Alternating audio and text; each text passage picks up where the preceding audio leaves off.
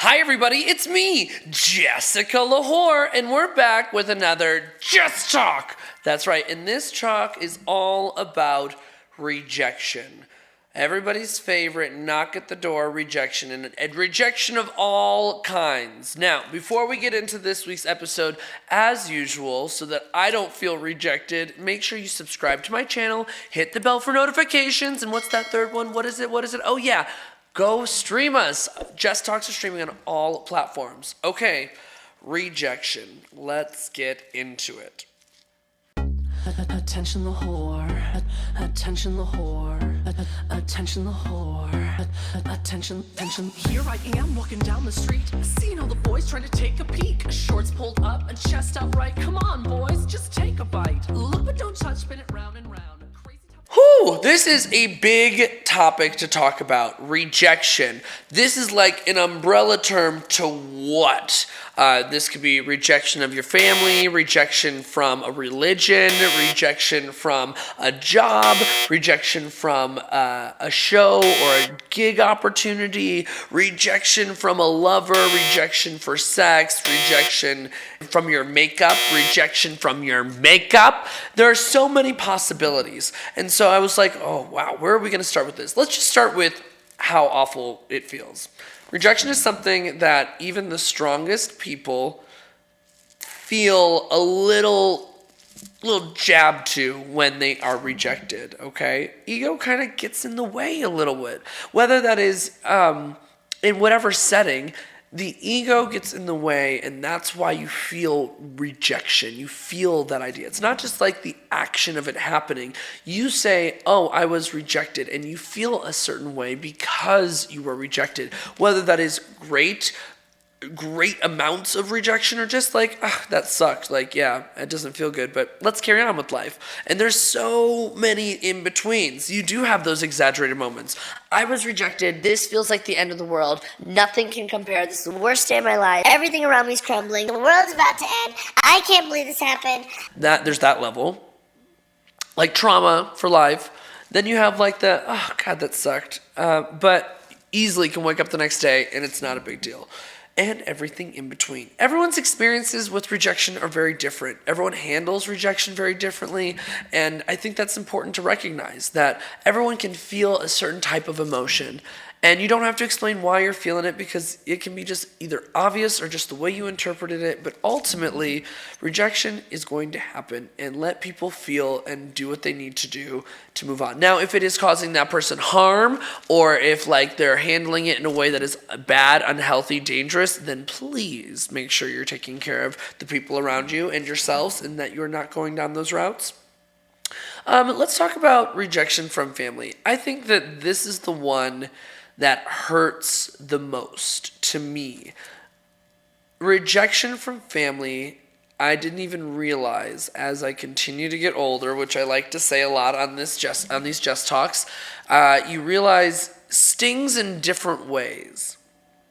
You know, I was never that kid in college or even in my adult life where I have friends and they're like, oh my gosh, I'm so excited to go see my family this weekend. Like, I go home every Sunday and have dinner. Or now that I live far away, I try to go visit them once a month. Or I text my mom every day. Or I blanked. I get a text from my mom every day. I love to go on vacation with my family instead of I have to go see my family, or, it's a funeral, so I have to see my family. I haven't seen them in so long. Or this idea of like dreading to be around them, or you're not even welcome. And so I feel as I've gotten older, I am envious in some ways of that, because I'm like, it seems so easy and so simple for people's parents to accept them. That's such a wild concept when I have been inserted to so many families, or there's a family that goes to drag brunch together. They ask you how you are, you just have to say that It couldn't be me. And mind you, I think I'm talking about rejection with my parents. I'm not rejected from the entirety of my family. And I think that I'm talking specifically about the rejection from my parents. It seems so wild to me that your parents have an active choice of being part of your life just as much as you do to be part of their life. And some will take the you didn't follow my rules, you broke a religious thing, I don't like that you're gay, you live a lifestyle that I don't appreciate, you don't matter to me, whatever the reason is, it doesn't feel good. Even if it's been many, many, many years where you have not had a relationship with your parents and maybe they've passed on, I think that everybody goes through an inkling of this idea of the two people that created you in some way, that exist together, that live 20 minutes down the street, you haven't spoken to or seen in years. There's something weird about that. The people that are supposed to love you to the extent of unconditional love. That doesn't ever add up to me. That rejection, I think, will always sting and be rooted into so much trauma that I'm working out in therapy, kids. But ultimately, you learn to manage it, this rejection from your family. But in certain situations, when you're around others, sometimes just in your head, it kind of stings. It really kind of stings. That rejection is something I don't think you ever get over.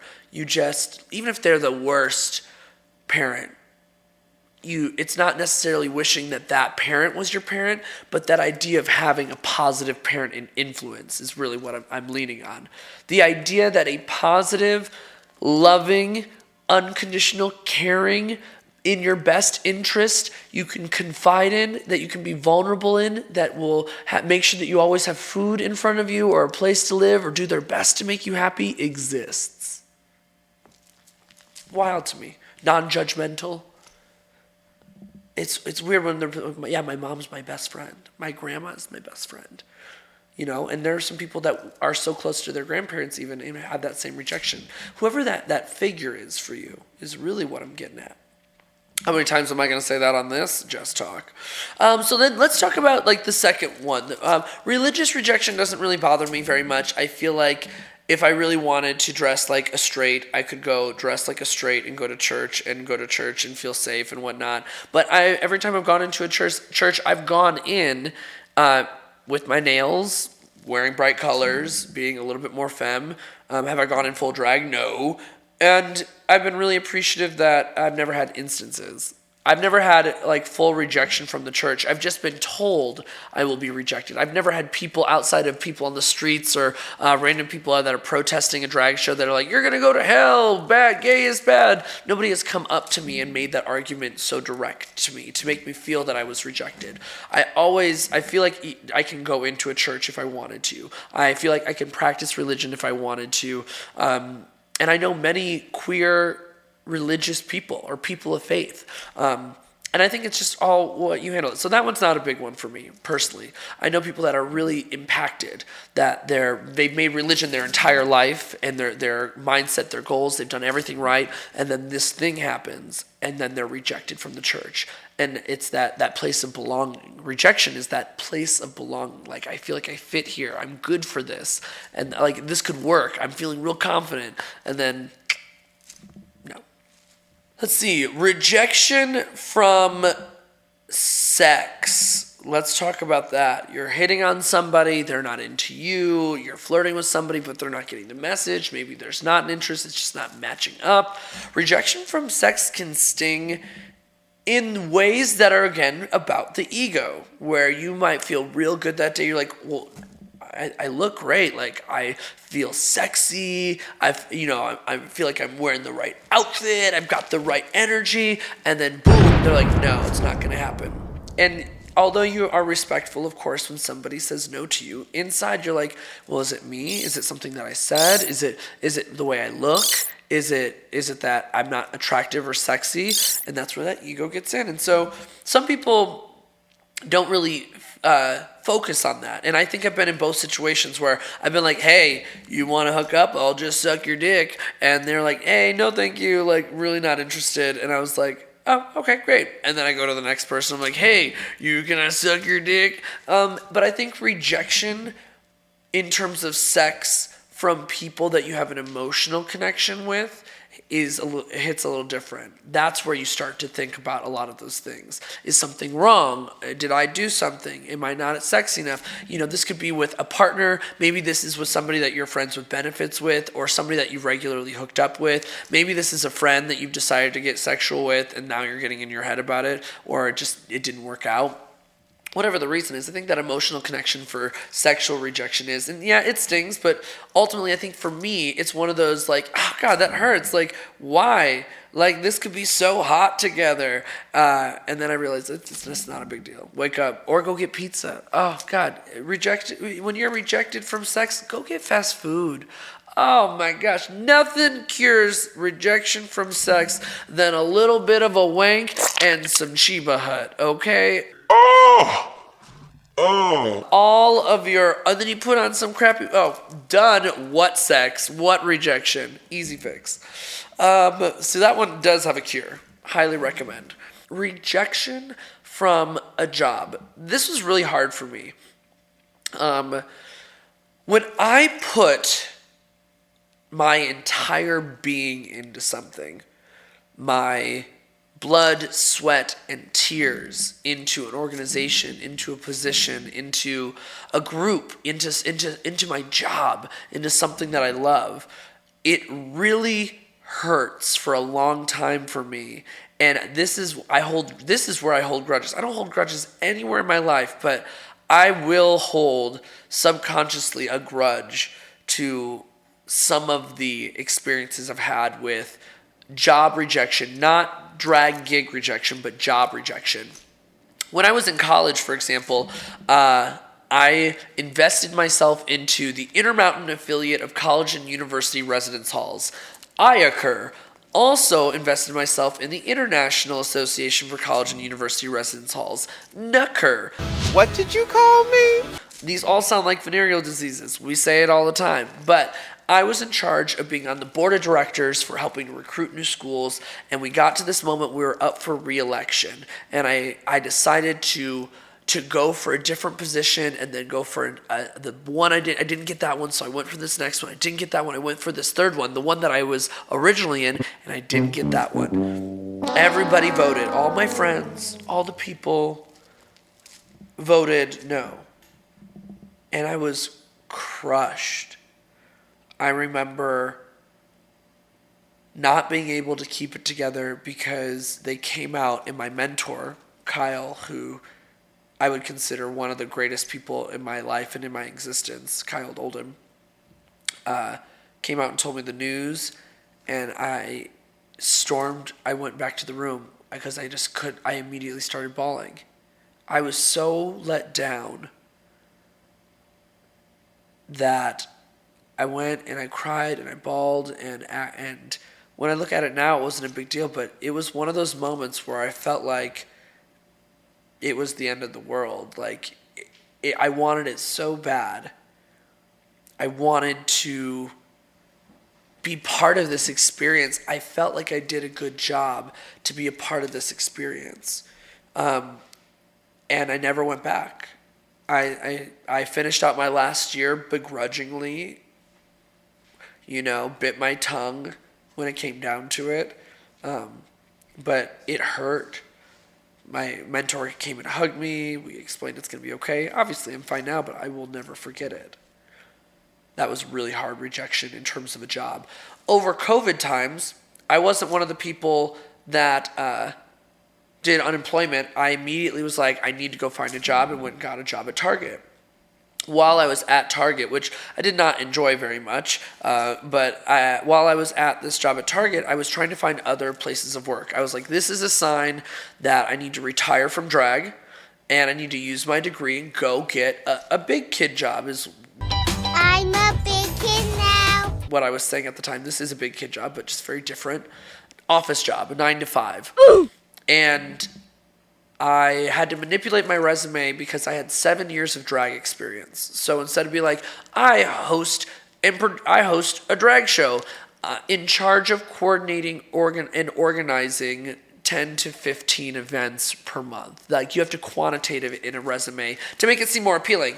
Because you find out really quickly when you talk about drag being your only experience in 7 years, it doesn't matter what events you've done or how many companies you've worked for, people kind of laugh in your face a little bit. And that was a big reality check. So I did everything I could not to bring up drag, but stick on the entertainment consulting kind of verbiage. And I remember several interviews being rejected because they kept prying and prying about the entertainment piece, and then all of a sudden the drag comes out, or they ask for a certain example, and you give them an example of like a time you had to handle a difficult situation, but they don't resonate with that because that's not the difficult situation I would have to deal with in their work environment. It was very difficult getting rejected, and I was like, shit, I'm wanting to quit drag. I'm not going to get a job. There's even an interview I was speaking, and somebody in the office down the way said, Is that Jessica Lahore? because my voice is very distinct. And so they did, and I was like, oh, God. And came in, oh, my God, I love you. And I was like, yeah, I'm applying for a job here. And they're like, oh, I hope you get it. Did not get it. There was even a point where I got a third interview for an economics management database company. And I don't know anything about economics or database management, but I made it to the third interview, and I did not get on further. But if I would have been accepted of that job, it would have been great money, but I would have failed miserably. I didn't know. I can't even spell economics. That's where we're at right now. I got to the second stage of Southwest flight attendants. I thought that could be really cool, and then I couldn't find the balance because once I got rejected so many times from jobs, I was like, you know what? Fuck this. I'm beating myself up. Obviously, drag is what I'm meant to do. Let's start performing in the bathroom. And so that's the solution. It was like a drive to prove that I could do it. You can do it! And that if nobody was going to hire me in the real world, quote unquote, that I was going to make this shit happen. And my business took off because of that drive. I would say if you're rejected from a career or a job, the best F you, the best revengeance, because I hold this on as a grudge, is the biggest fuck you is to continue to be successful, find a better job, and say, oh, thank God I'm not working there. Chef's kiss. I was rejected from, no, I wasn't really rejected. I was demoted for another episode. So let's go about rejection from gigs.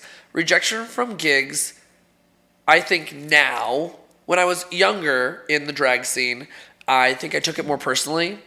Like, why don't you want to book me? I bring all these outfits. I'm early. I sew my own things. I do the great makeup. I have a great attitude. And sometimes it just doesn't work out. That's what I realized as I produced shows and as I continue to get older in the drag scene, is that sometimes your rejection isn't personal whatsoever. I have been rejected from gigs with no response. I've been rejected from gigs and they said we decided to go in a different direction. Rejected from gigs that said you responded too late. We can't afford that. There's just so many different aspects to it. And when you realize that there's always another gig waiting, it's going to be okay. You can find gigs. You're always going to get rejected from stuff. It hurts when you really want it. Like, I really, really wanted to work this brunch festival, and we agreed to it. Everything was great. And then, like, the week of, they decided to go with somebody else. And that pissed me off. That was like rejection, but unprofessional rejection. Like, if you didn't want to go with me, you should have just said you didn't want to go with me to begin with. But you led me on. You agreed to it. There have been gigs where I've been rejected because of a rumor. The rumors and nastiness about her? I tried to do a body positivity show one time, and I was rejected because some of the cast members felt that I body shame others. And I don't know who said it. I don't know to what reason, but that rejection hurt.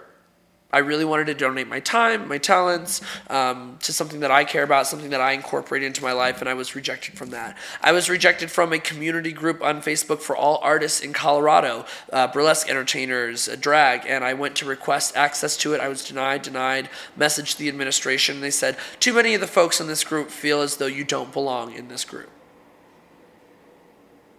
I responded very respectfully. That's one thing. Always respond to rejection with as much calmness, unless it's like time to strike kind of thing.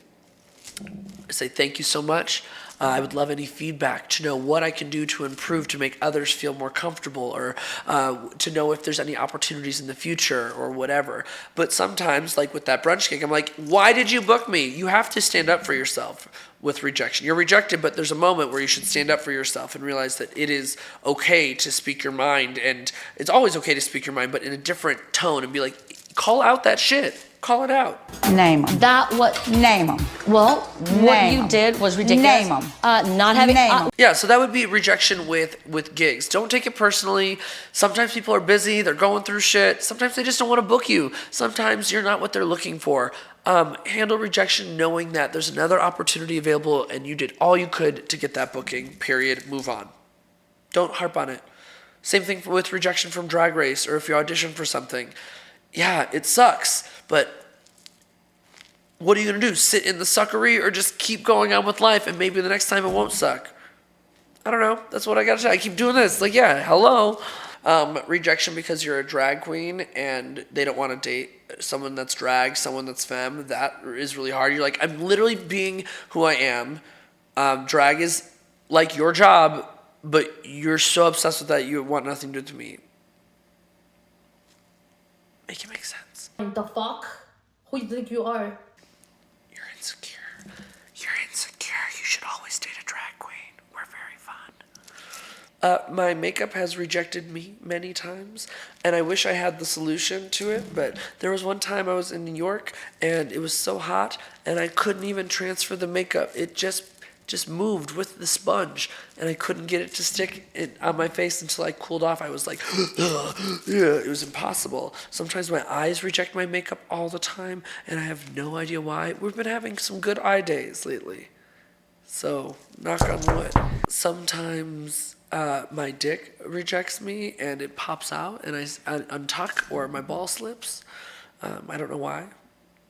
I'm just getting silly now. It rejects being tucked combined. up. Yes, it's like, I'm coming out today. And don't even get me started on rejecting other people. Everybody's rejected somebody. Everybody has been rejected in some way, shape, or form. I'm no saint to this. I've rejected people from shows, from opportunities, from dating, from hookups, everything that I'm talking about and more. Friendships, because it just wasn't going to work, and I was trying to stop it in its tracks before it got escalated into something worse. I'm not saying I'm a saint. I think it's all about how you handle rejection and being intentional, honest, and authentic about the way that you're rejecting somebody, because they might ask you, and it might suck to hear, especially if you're curious, but that's part of the gig. Yeah, rejection overall isn't good. It doesn't feel great. I would find ways to manage it, because the longer you stew in rejection, the more you're taking away from other things and bigger opportunities and feeling better about yourself that are ahead of you in the future. Sometimes you just have to let it go. And unless it's a job, then you can remember that shit forever. Tell me down below some of the worst times that you've been rejected, or some of the things that you've rejected somebody about. All right, we'll see you next time. Bye. Attention the whore. Hi, little whores. It's me, Jessica Lahore. And did you know that I'm on Cameo? That's right. Cameo is a platform where you can get personalized messages from me, the biggest whore in all of Colorado.